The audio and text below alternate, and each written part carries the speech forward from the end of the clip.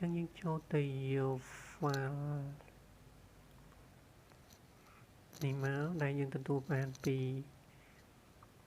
architect chạy nâng khang structure chẳng đi nhồm miền ái nhưng cho tùy giờ máu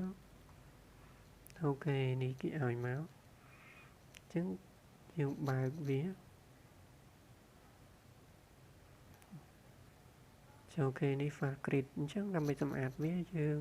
bài tèng mày mùi máu ok nhưng copy pha crit đứng Ctrl C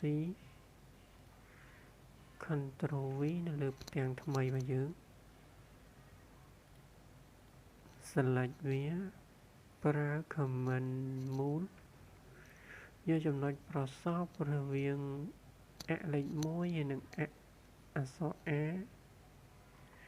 chia đồng rồiក្នុងលំហ 0 enter មកបន្តមកទៀតគឺយើងពិនិត្យទៅមើលຂនាតរបស់វាយើងរើសយកមីលីម៉ែត្រយ៉ាងនេះវាមីលីម៉ែត្រហើយអូខេបន្តមកយើងចូលទៅមើលបាទ command auto delete y enter តមកនៅមួយទៀត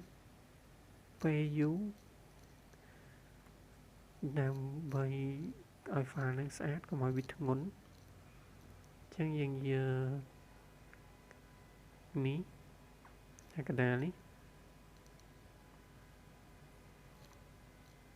ពូនឹងអូ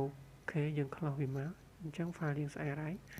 បន្ទាប់ពីស្អាតហើយគឺយើង save វាអូខេអញ្ចឹងយើងការ save របស់វាយើងចូលទៅ import ទៅដែរប៉ុន្តែយើង save នៅក្នុង cat link នេះ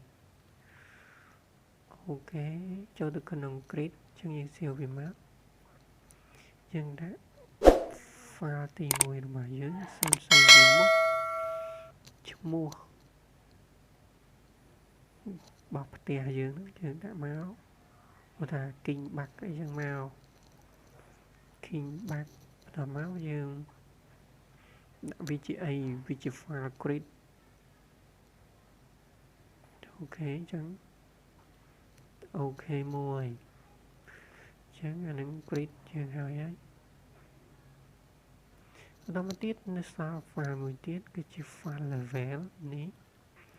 អញ្ចឹងយើងធ្វើការសម្អាតដូចមុនដែរយើងបង្កើតផ្ទាំងថ្មីមួយ select ទាំងអស់ Ctrl C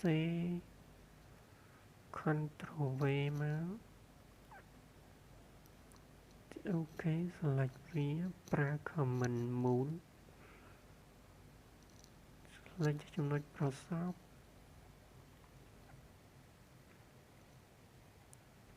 មូលវាទៅតម្រុយ00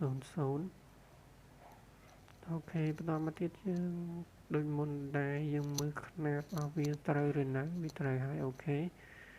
បន្តមកទៀតយើង command auto delete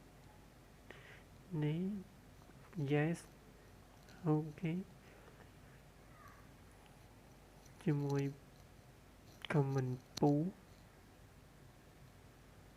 អញ្ចឹងរើសយ៉ាងនេះមកអូខេតមកដូចគ្នាដែរ save វាចូលទៅក្នុង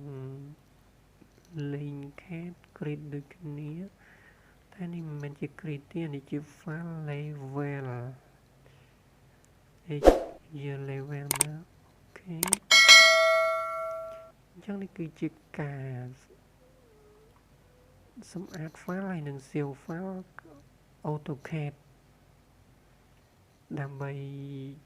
យកវាទៅ import ចូលក្នុង Revit copy ជា file អញ្ចឹងវិធីហ្នឹងគឺលឿនជាងមិន